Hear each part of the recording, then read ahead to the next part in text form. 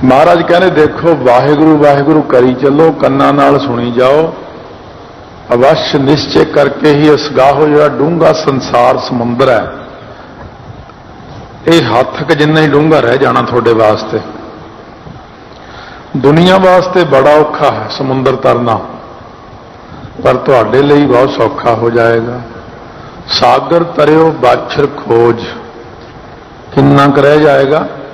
सागर तरियो बाछर खोज। जिवें बछड़े की पैड़ हुंदी है, वो बछड़े की पैर धरती उत्ते रखदा, थोड़ा जिहा डूंग जिहा पै जांदा, ਉਹਦੇ ਉੱਤੇ जे पानी पै जाए तो वह बड़ा वड्डा कीड़ी वास्ते तो उही दरिया बन जाता,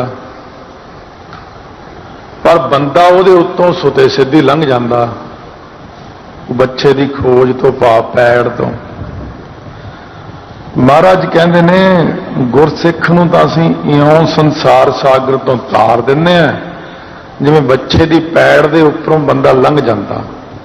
गुरसिख नूं तां बहुत सौखा तारदे संसार सागर तो, पर गुरसिख दा काम है वाहिगुरु वाहिगुरु वाहिगुरु करी जाए।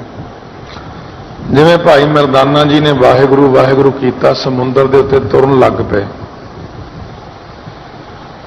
महाराज जी जिहड़ा असगाह बहुत डूंगा परमात्मा है, समुंदर दी न्याई गुणां दा सागर है,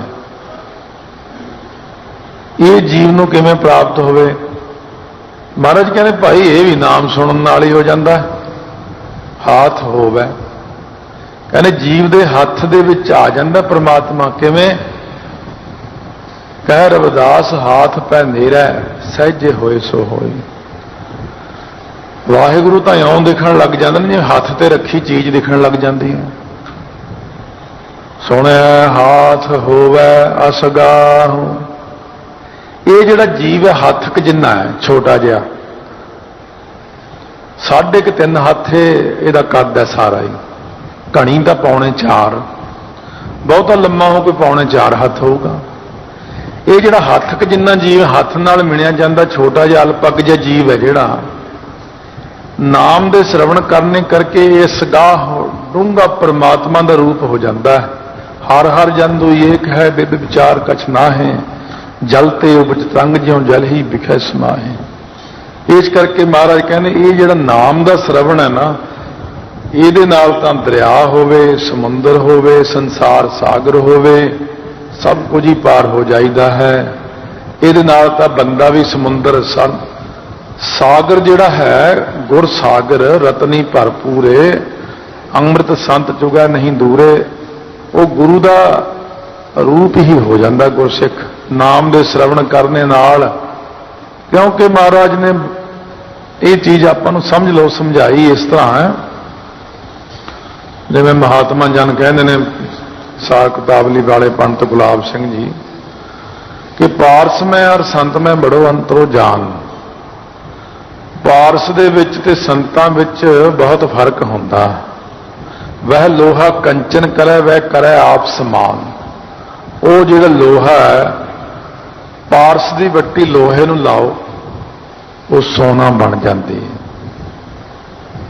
पारस किसी नूं पारस नहीं बना सकता।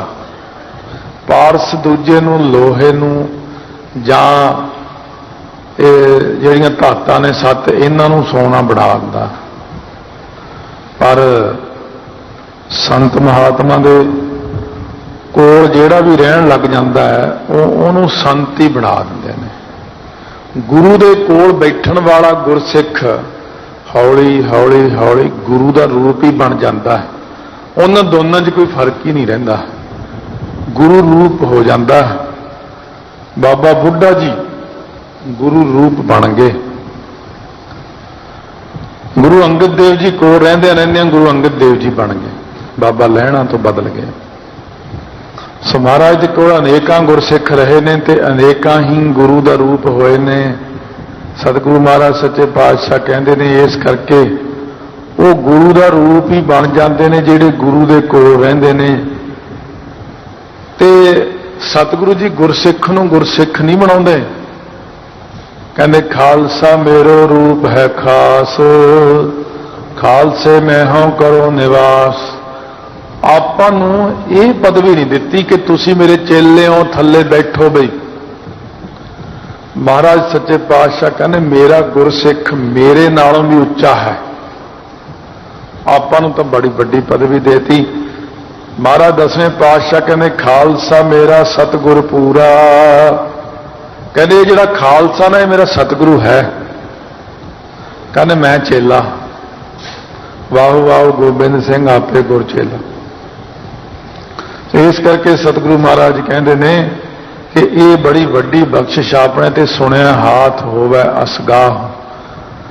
ਨਾਮ ਦੀ ਸਰਵਣ ਦੀ ਸ਼ਕਤੀ ਹੈ, ਸਾਰੀ ਸੁਣ ਕੇ ਹੀ ਕੰਮ ਸ਼ੁਰੂ ਹੋਣਾ ਹੈ। ਇਸ ਕਰਕੇ ਕਾਹਲੀ ਮਤ ਕਰੋ, ਕਾਹਲੀ ਕਰਨ ਵਿੱਚ ਕੋਈ ਫਾਇਦਾ ਨਹੀਂ ਹੈ।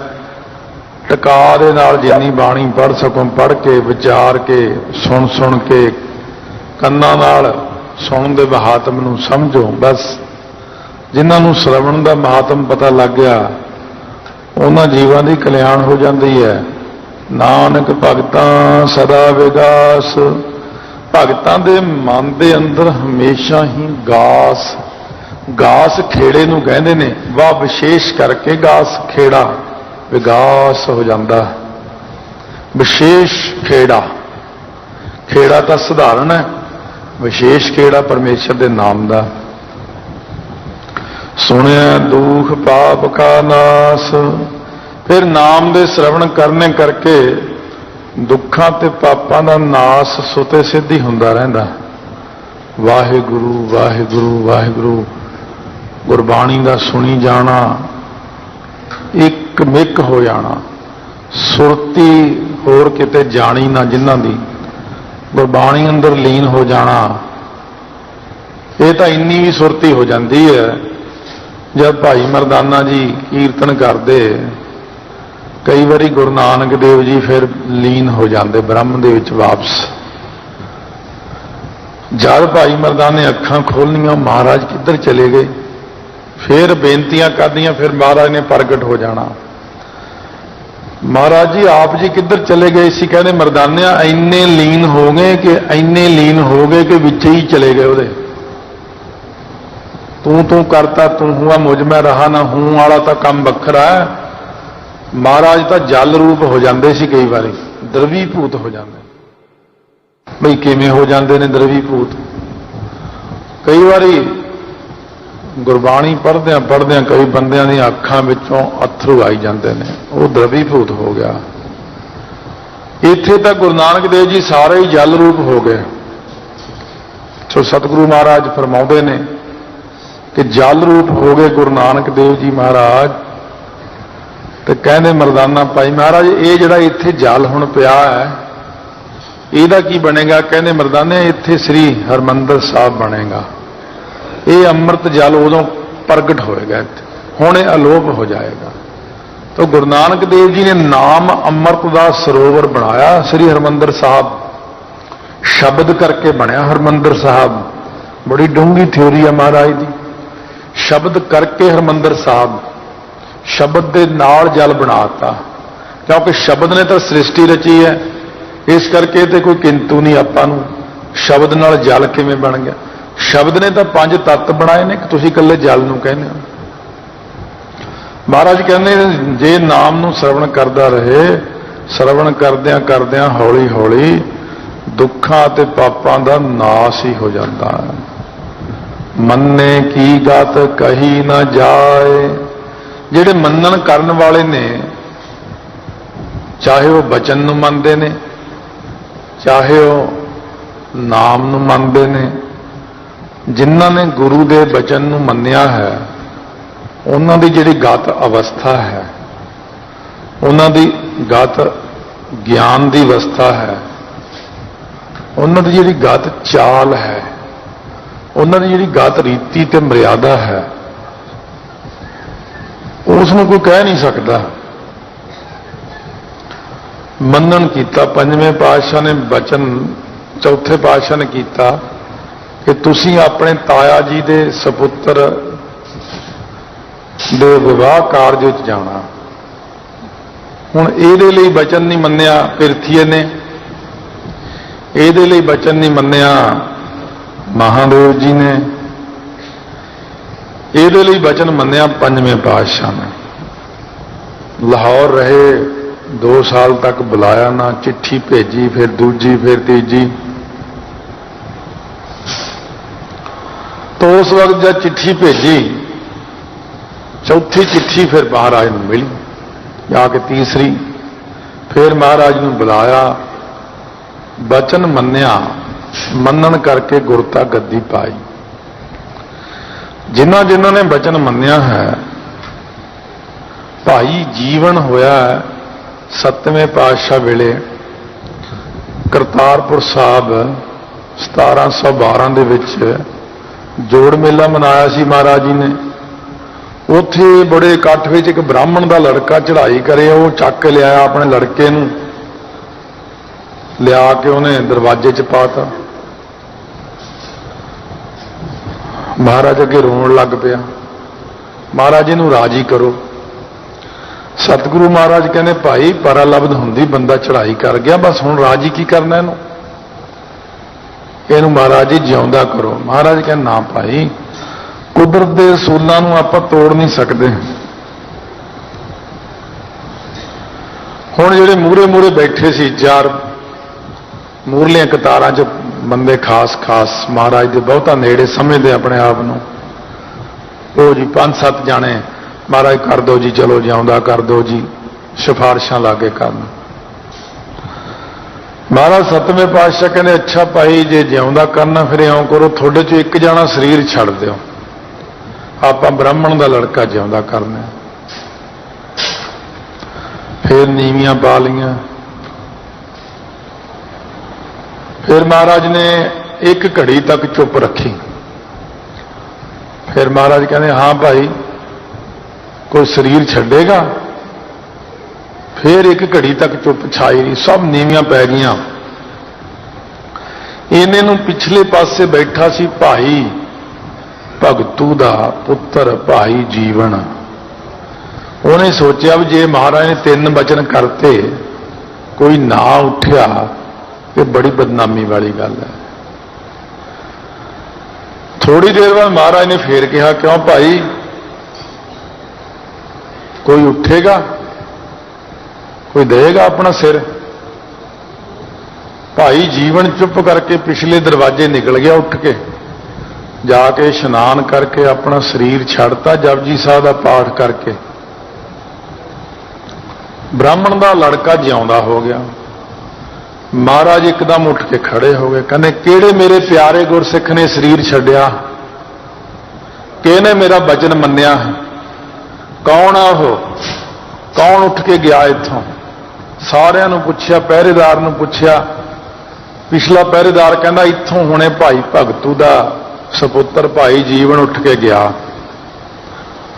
महाराज सच्चे पातशाह कहने ब्राह्मण असीं अपना पुत मार के तेरा पुत जिउंदा कीता, वो मेरा पुत्र चढ़ाई कर गया, ਇਹਦੀਆਂ ਸਾਰੀਆਂ ਕੁਲਾਂ ਹੀ ਧਰ ਜਾਣਗੀਆਂ, ਕੁੱਲ ਹੀ ਕੁਲਾਂ ਤਾਰ ਦਿੱਤੀਆਂ ਉਹਦੀਆਂ। ਇੰਨਾ ਵੱਡਾ ਵਾਰ ਨਹੀਂ ਕਿਸੇ ਨੂੰ ਦਿੱਤਾ। ਕਹਿਣਗੇ ਤੇਰੀਆਂ 21 ਕੁਲਾਂ ਤਰਨ। ਬਾਬਾ ਮੋਹਰੀ ਜੀ ਨੂੰ ਕਿਹਾ ਸੀ ਤੀਜੇ ਪਾਤਸ਼ਾਹ ਨੇ ਤੇਰੀਆਂ 42 ਕੁਲਾਂ ਤਰਨਗੀਆਂ, ਇੱਥੇ ਕਹਿਤਾ ਤੇਰੀਆਂ ਸਾਰੀਆਂ ਕੁਲਾਂ ਹੀ ਤਰਨਗੀਆਂ। ਕਿਉਂ? ਮੰਨੇ ਕੀ ਗਤ ਕਹੀ ਨਾ ਜਾਏ। ਜਿਨ੍ਹਾਂ ਨੇ ਮੰਨਣ ਕੀਤਾ ਉਹਨਾਂ ਦੀ ਗਤ ਅਵਸਥਾ ਚਾਲ ਮਰਿਆਦਾ ਉਹਨਾਂ ਦੀ ਕੋਈ ਵੀ ਗੱਲਬਾਤ ਨੂੰ ਆਪਾਂ ਕਹਿ ਨਹੀਂ ਸਕਦੇ। ਮੰਨਣ ਕਰਨ ਵਾਲੇ ਪਰੇ ਤੋਂ ਪਰੇ ਪਏ ਨੇ। ਮੰਨਿਆ ਹੈ ਪੰਜਾਂ ਪਿਆਰਿਆਂ ਨੇ। ਇੱਕ ਸਿਰ ਦੀ ਲੋੜ ਹੈ, ਇੱਕ ਸਿੱਖ ਦਾ ਸਿਰ ਚਾਹੀਦਾ। ਮੰਨੇ ਕੀ ਗਤ ਕਹੀ ਨਾ ਜਾਏ। ਪੰਜਾਂ ਨੇ ਖੜੇ ਹੋ ਕੇ ਵਾਰੀ ਵਾਰੀ ਸਿਰ ਦਿੱਤੇ ਆਪਣੇ। ਸਤਿਗੁਰੂ ਕਹਿੰਦੇ ਨੇ ਜਿਨ੍ਹਾਂ ਨੇ ਮੇਰਾ ਬਚਨ ਮੰਨ ਲਿਆ ਉਹਨਾਂ ਦੀ ਗਤ ਅਵਸਥਾ ਨੂੰ ਕੋਈ ਕਹਿ ਨਹੀਂ ਸਕੇਗਾ। ਜਿਹੜਾ ਜਿਹੜਾ ਮੇਰਾ ਬਚਨ ਮੰਨ ਕੇ ਜਿਵੇਂ ਮੈਂ ਕਿਹਾ ਹੈ ਦੁਨੀਆ ਦੀ ਕਾਨ ਕਰੋੜ ਛੱਡ ਕੇ ਜਿਹੜਾ ਅੰਮ੍ਰਿਤ ਛਕ ਲਏਗਾ, ਮਰਿਆਦਾ 'ਚ ਆ ਜਾਏਗਾ, ਬਾਣੀ ਪੜ੍ਹੀ ਜਾਏਗਾ, ਮੇਰੇ ਦੱਸੇ ਹੋਏ ਸਾਰੇ ਅਸੂਲਾਂ ਦੇ ਉੱਤੇ ਪਹਿਰਾ ਦੇਵੇਗਾ, ਉਹਨਾਂ ਦੀ ਇੰਨੀ ਉੱਚੀ ਅਵਸਥਾ ਹੋ ਜਾਏਗੀ ਕੋਈ ਉਹਨਾਂ ਦੀ ਅਵਸਥਾ ਨੂੰ ਦੱਸ ਨਾ ਸਕੇਗਾ, ਕਹਿ ਨਾ ਸਕੇਗਾ ਕਿ ਕਿੰਨੀ ਕੁ ਉੱਚੀ ਅਵਸਥਾ ਹੈ। ਜੇ ਕੋ ਕਹੈ ਪਿਛੈ ਪਛਤਾਏ, ਜੇ ਕੋਈ ਕਹੇਗਾ ਉਹਨਾਂ ਦੀ ਅਵਸਥਾ ਨੂੰ ਕਿ ਇਹਦੀ ਇੰਨੀ ਕੁ ਅਵਸਥਾ, ਇਹਦੀ ਇੰਨੀ ਕੁ ਅਵਸਥਾ ਹੈ, ਬਾਅਦ ਵਿੱਚ ਉਹਦੇ ਪੱਲੇ 'ਚ ਪਛਤਾਵਾ ਹੀ ਰਹਿ ਜਾਏਗਾ। ਜੇ ਕੋ ਕਹੈ ਪਿਛੈ ਪਛਤਾਏ, ਪਛਤਾਉਣਾ ਰਹਿ ਜਾਏਗਾ ਉਹਦੇ ਪੱਲੇ 'ਚ। ਪਛ ਇੱਕ ਛੱਛਾ ਮੁਕਤਾ ਹੈ, ਪਛਤਾਏ, ਇਹ ਪਛ ਨਹੀਂ ਹੈ, ਇਹ ਛੱਛੇ ਔਂਕੜ ਹੈ, ਪਛਤਾਏ। ਜੇ ਕੋਈ ਉਹਨਾਂ ਦੀ ਅਵਸਥਾ ਨੂੰ ਕਹਿੰਦਾ ਬਾਅਦ ਵਿੱਚ ਪਛਤਾਉਣਾ ਪੈਂਦਾ ਉਹਨੂੰ ਕਿ ਬਈ ਇਹਨਾਂ ਦੀ ਅਵਸਥਾ ਤਾਂ ਬਹੁਤ ਉੱਚੀ ਹੈ, ਇੰਨੀ ਅਵਸਥਾ ਤਾਂ ਕਿਸੇ ਦੀ ਉੱਚੀ ਹੋ ਹੀ ਨਹੀਂ ਸਕਦੀ, ਕਿਉਂਕਿ ਅਵਸਥਾ ਨੇ ਤਾਂ ਆਪਣੇ ਅੰਦਰ ਅੰਦਰ ਬਣਨਾ। ਬਾਹਰੋਂ ਦੇਖਣ ਨੂੰ ਤਾਂ ਉਹੀ ਲੱਤਾਂ ਬਾਹਾਂ ਦਿਖਦੀਆਂ, ਸਰੀਰ ਦਿਖਦਾ, ਬਾਹਰੋਂ ਦੇਖਣ ਨੂੰ ਬੰਦੇ ਦਾ ਪਤਾ ਨਹੀਂ ਲੱਗਦਾ, ਪਰ ਅਵਸਥਾ ਉਹਦੀ ਇੰਨੀ ਉੱਚੀ ਹੋ ਜਾਂਦੀ ਹੈ ਕਿ ਇੱਕ ਛਿਨ ਵਿੱਚ ਅੱਖਾਂ ਮੀਚ ਕੇ ਸੱਚਖੰਡ, ਅੱਖਾਂ ਖੋਲਦਾ ਤੇ ਇਸ ਦੁਨੀਆ ਵਿੱਚ। ਇੰਨੀ ਉੱਚੀ ਅਵਸਥਾ ਮਹਾਰਾਜ ਨੂੰ ਦਿੰਦੇ ਨੇ। ਮਹਾਰਾਜ ਜੇ ਅਵਸਥਾ ਕਹੀ ਨਹੀਂ ਜਾਂਦੀ, ਚਲੋ ਕਹਿਣੀ ਔਖੀ ਹੁੰਦੀ ਹੈ ਤਾਂ ਆਪਾਂ ਲਿਖ ਕੇ ਦੇਖ ਲੈਂਦੇ ਹਾਂ। ਲਿਖ ਕੇ ਤਾਂ ਬੰਦੇ ਦਾ ਹੌਲੀ ਹੌਲੀ ਭੇਦ ਪੈ ਹੀ ਜਾਂਦਾ। ਕਾਗਦ ਕਲਮ ਨਾ ਲਿਖਣ ਹਾਰ, ਮਹਾਰਾਜ ਕਹਿੰਦੇ ਜੇ ਕਲਮ ਦਵਾਤ ਲੈ ਕੇ ਕਾਗਜ਼ ਲੈ ਕੇ ਲਿਖਣ ਲੱਗ ਜਾਈਏ, ਲਿਖਦਿਆਂ ਲਿਖਦਿਆਂ ਸ਼ਾਹੀ ਮੁੱਕ ਜਾਏਗੀ, ਕਲਮਾਂ ਘਸ ਜਾਣਗੀਆਂ, ਬੰਦਾ ਮਰ ਜਾਏਗਾ। ਪਰ ਰੱਬ ਦੇ ਪਿਆਰਿਆਂ ਦੀ ਅਵਸਥਾ ਨੂੰ ਕੋਈ ਲਿਖ ਨਹੀਂ ਸਕਦਾ, ਕਿਉਂਕਿ ਭਲਿਓ ਲੋਕੋ ਰੱਬ ਦਾ ਪਿਆਰਾ ਰੱਬ ਦਾ ਰੂਪ ਹੀ ਬਣ ਜਾਂਦਾ। ਜਦ ਰੱਬ ਦਾ ਕੋਈ ਅੰਤ ਨਹੀਂ, ਫਿਰ ਉਹਦੇ ਪਿਆਰਿਆਂ ਦਾ ਅੰਤ ਕਿਵੇਂ ਪਾ ਲਓਗੇ ਤੁਸੀਂ। ਇਸ ਕਰਕੇ ਨਾ ਕਾਗਜ਼ ਨਾ ਕਲਮ, ਕਬੀਰ ਸਾਤ ਸਮੁੰਦਰ ਮਸ ਕਰੋ ਕਲਮ ਕਰੋ ਬਨ ਰਾਏ। ਕਬੀਰ ਜੀ ਕਹਿੰਦੇ ਮੈਂ 7 ਸਮੁੰਦਰਾਂ ਦੀ ਸ਼ਾਹੀ ਲੈ ਕੇ ਪੂਰੀ ਧਰਤੀ ਦੇ ਦਰਖਤਾਂ ਦੀਆਂ ਕਲਮਾਂ ਬਣਾ ਕੇ ਜੇ ਰੱਬ ਦਾ ਜਸ ਲਿਖਣ ਲੱਗਾ ਤਾਂ ਵੀ ਘੱਟ। 10ਵੇਂ ਪਾਤਸ਼ਾਹ ਕਹਿੰਦੇ ਗਣੇਸ਼ ਸਭ ਤੋਂ ਤੇਜ਼ ਲਿਖਾਰੀ ਹੈ। ਜੇ ਗਣੇਸ਼ ਜੀ ਨੂੰ ਲਿਖਾਰੀ ਲਾ ਕੇ ਕਰੋੜਾਂ ਸਾਲ ਲਿਖਾਉਂਦਾ ਰਹਾ ਤਾਂ ਵੀ ਵਾਹਿਗੁਰੂ ਦਾ ਜਸ ਨਹੀਂ ਲਿਖਿਆ ਜਾਂਦਾ, ਤਾਂ ਵੀ ਰੱਬ ਦੇ ਪਿਆਰਿਆਂ ਦੀ ਮਹਿਮਾ ਲਿਖਣੀ ਪਰੇ ਤੋਂ ਪਰੇ ਹੈ, ਉਹਨਾਂ ਦਾ ਕੋਈ ਅੰਤ ਨਹੀਂ ਹੈ। ਆਪਾਂ ਨੂੰ ਸਮਝਾਉਂਦੇ ਨੇ ਕਿ ਭਾਈ ਮੰਨਣ ਕਰਿਆ ਕਰੋ। ਮੰਨਣ ਜਿਹਦਾ ਹੈ ਬਹੁਤ ਵੱਡੀ ਬਖਸ਼ਿਸ਼ ਹੈ, ਇਹ ਕਿਤੇ ਛੋਟੀ ਜੀ ਗੱਲ ਨਹੀਂ ਮੰਨਣ ਕਰਨਾ। ਮੰਨੇ ਕਾ ਬਹਿ ਕਰਨ ਵਿਚਾਰ, ਮੰਨਣ ਕਰਨ ਵਾਲੇ ਬੰਦੇ ਦਾ ਬਹਿ ਕੇ ਸਤ ਸੰਗਤ ਵਿੱਚ ਵਿਚਾਰ ਕਰਦੇ ਨੇ।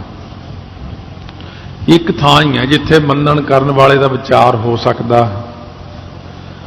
ਜਿਨ੍ਹਾਂ ਦਾ ਬਹਿ ਗਿਆ ਮਨ, ਬੈਠ ਗਿਆ, ਇਸਤਤ ਹੋ ਗਿਆ, ਟਿਕ ਗਿਆ ਹੈ, ਉਹਨਾਂ ਦਾ ਵਿਚਾਰ ਜਿਹੜਾ ਹੈ ਮੰਨਣ ਕਰਨ ਵਾਲਿਆਂ ਦਾ, ਉਹ ਸਿਰਫ ਸਤ ਸੰਗਤ ਵਿੱਚ ਬੈਠ ਕਰਕੇ ਹੀ ਆਪਾਂ ਵਿਚਾਰ ਕਰ ਸਕਦੇ ਹਾਂ। ਹੋਰ ਕੋਈ ਸਥਾਨ ਨਹੀਂ ਜਿੱਥੇ ਬਹਿ ਕੇ ਆਪਾਂ ਮੰਨਣ ਕਰਨ ਵਾਲਿਆਂ ਦਾ ਵਿਚਾਰ ਕਰ ਸਕੀਏ, ਕਿਉਂਕਿ ਜਿਨ੍ਹਾਂ ਨੇ ਮੰਨਣ ਕੀਤਾ ਹੈ ਉਹਨਾਂ ਦਾ ਤਾਂ ਕੋਈ ਟਿਕਾਣਾ ਹੀ ਨਹੀਂ, ਕੋਈ ਅੰਤ ਨਹੀਂ ਹੈ। ਉਹਨਾਂ ਦਾ ਵਿਚਾਰ ਆਪਾਂ ਕਿੱਥੋਂ ਕਰ ਸਕਦੇ ਹਾਂ। ਉਹਦੇ ਵਿੱਚ ਇੱਕ ਪੰਕਤੀ ਮਹਾਰਾਜ ਨੇ ਜਿਵੇਂ ਲਿਖੀ, ਬ੍ਰਹਮ ਗਿਆਨੀ ਕੀ ਗਤ ਬ੍ਰਹਮ ਗਿਆਨੀ ਜਾਣੈ ਹੈ। ਬ੍ਰਹਮ ਗਿਆਨੀ ਦੀ ਅੰਦਰਲੀ ਅਵਸਥਾ ਨੂੰ ਜਾਂ ਤਾਂ ਬ੍ਰਹਮ ਗਿਆਨੀ ਜਾਣਦਾ ਹੈ ਜਾਂ ਕੋਈ ਦੂਸਰਾ ਬ੍ਰਹਮ ਗਿਆਨੀ ਜਾਣਦਾ ਹੈ। ਉਹਨੂੰ ਪਤਾ ਉਹਦੀਆਂ ਖੇਡਾਂ ਦਾ, ਦੂਸਰੇ ਨੂੰ ਇਹਨਾਂ ਗੱਲਾਂ ਦਾ ਗਿਆਨ ਨਹੀਂ ਕਿ ਕੀ ਹੋ ਰਿਹਾ ਸ੍ਰਿਸ਼ਟੀ ਦੇ ਉੱਤੇ। ਬ੍ਰਹਮ ਗਿਆਨੀ ਜਦੋਂ ਆਪਣਾ ਬਚਨ ਕਰਦੇ ਨੇ, ਕੋਲ ਬੈਠ ਜਾਣਗੇ, ਇੱਕ ਦੂਜੇ ਦੇ ਕੋਲ ਬੈਠੇ ਰਹਿਣਗੇ ਸਮਾਧੀਆਂ ਲਾ ਕੇ, ਫਿਰ ਉੱਠ ਜਾਣਗੇ 15-20 ਮਿੰਟ ਅੱਧਾ ਘੰਟਾ ਲਾ ਕੇ। ਬਾਅਦ ਵਿੱਚ ਆਪਾਂ ਕਹਾਂਗੇ ਇਹਨਾਂ ਨੇ ਤਾਂ ਕੋਈ ਗੱਲ ਹੀ ਨਹੀਂ ਕੀਤੀ ਆਪਸ ਵਿੱਚ, ਪਰ ਮੰਨੇ ਕੀ ਗਤ ਕਹੀ ਨਾ ਜਾਏ। ਉਹਨਾਂ ਦੀ ਅਵਸਥਾ ਨੂੰ ਕੌਣ ਕਹਿ ਸਕਦਾ ਵੀ ਉਹਨਾਂ ਤਾਂ ਅੰਦਰ ਅੰਦਰ ਗੱਲ ਕਰ ਵੀ ਲਈ ਆਪਣੀ, ਉਹ ਤਾਂ ਆਪਣੀ ਗੱਲ ਨੂੰ ਅੰਦਰ ਅੰਦਰ ਹੀ ਕਰ ਲੈਂਦੇ ਇੱਕ ਦੂਸਰੇ ਨਾਲ। ਇਸ ਕਰਕੇ ਇਹਨਾਂ ਦੀ ਅਵਸਥਾ ਜਿਹੜੀ ਹੈ ਮੰਨਣ ਕਰਨ ਵਾਲਿਆਂ ਦੀ, ਨਾ ਕੋਈ ਕਹਿ ਸਕਦਾ ਸੰਗਤ ਵਿੱਚ ਬਹਿ ਕੇ ਵਿਚਾਰ ਕਰ ਸਕਦੇ ਆ, ਉਹ ਵੀ ਪੂਰੀ ਨਹੀਂ।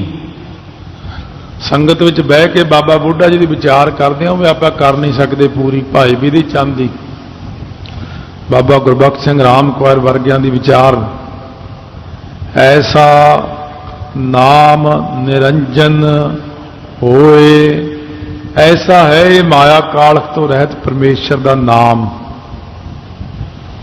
ਨਿਰੰਜਨ ਮਾਇਆ ਕਾਲਖ ਤੋਂ ਰਹਿਤ, ਇਹ ਕਈ ਵਾਰੀ ਅਰਥ ਹੋ ਚੁੱਕਿਆ ਪਹਿਲਾਂ ਵੀ। ਇਹੋ ਜਿਹਾ ਜਿਹੜਾ ਪਰਮੇਸ਼ਰ ਦਾ ਨਾਮ ਹੈ ਮਾਇਆ ਕਾਲਖ ਤੋਂ ਰਹਿਤ, ਜੇ ਕੋ ਮਨ ਜਾਣੈ ਮਨ ਕੋਏ। ਮਹਾਰਾਜ ਕਹਿੰਦੇ ਜੇ ਕੋਈ ਮਨ ਦੇ ਵਿੱਚ ਇਹਦਾ ਮੰਨਣ ਕਰਨਾ ਜਾਣੇ ਨਾਮ ਦਾ, ਜਿਹਦਾ ਮਨ ਮੰਨ ਜਾਏ ਨਾਮ ਦੇ ਉੱਤੇ, ਜਦ ਤੱਕ ਆਪਣਾ ਮਨ ਨਹੀਂ ਮੰਨਦਾ ਅੰਮ੍ਰਿਤ ਉੱਤੇ, ਉਦੋਂ ਤੱਕ ਆਪਾਂ ਅੰਮ੍ਰਿਤ ਨਹੀਂ ਛਕਦੇ। ਕਿਸੇ ਚੀਜ਼ ਉੱਤੇ ਮਨ ਮੰਨ ਗਿਆ ਤਾਂ ਆਪਾਂ ਉਹ ਕਰਮ ਕਰਦੇ ਹਾਂ।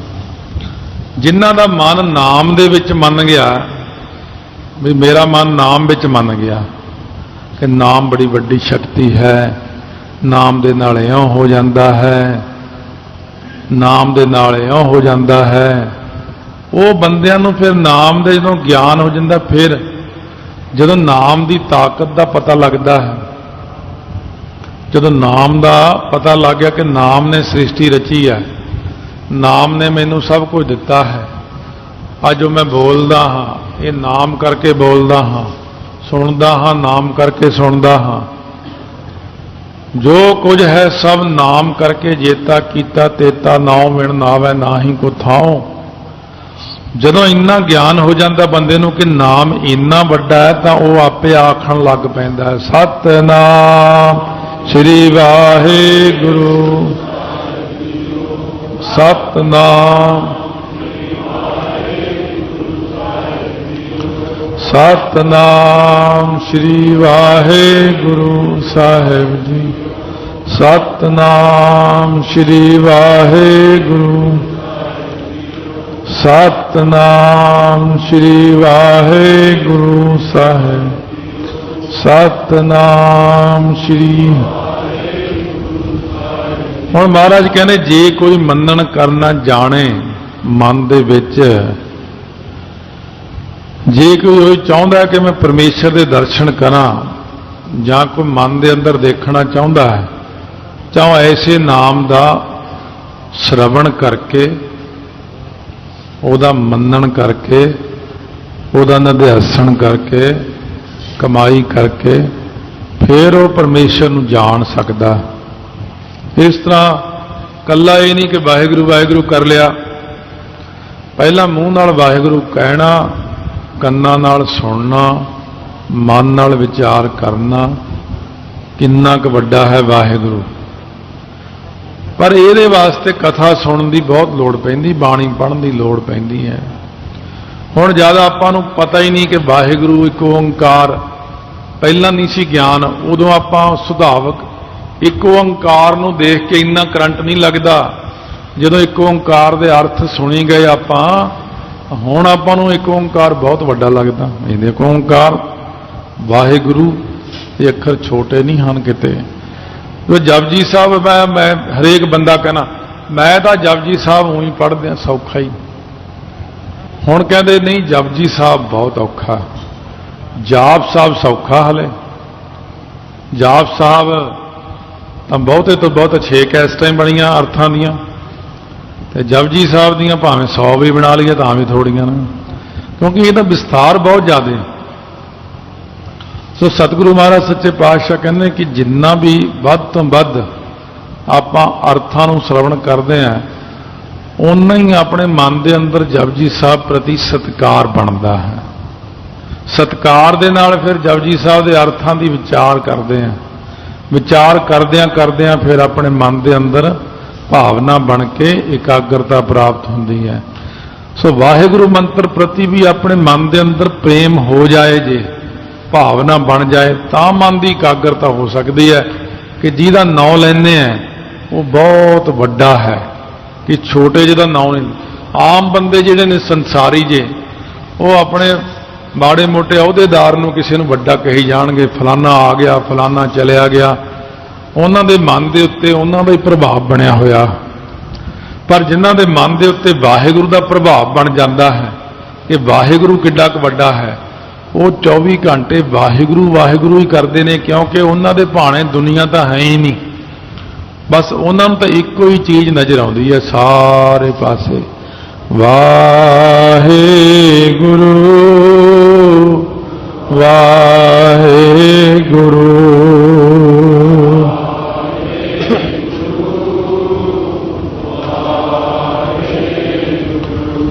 वाहिगुरू वाहिगुरू वाहिगुरू वाहिगुरू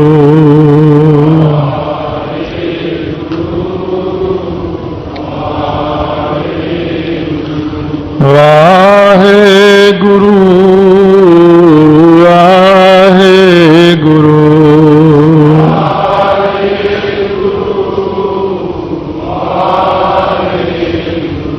वाहिगुरू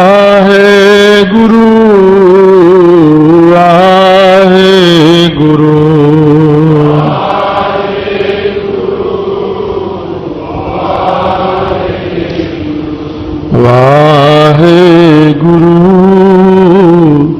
वाहिगुरू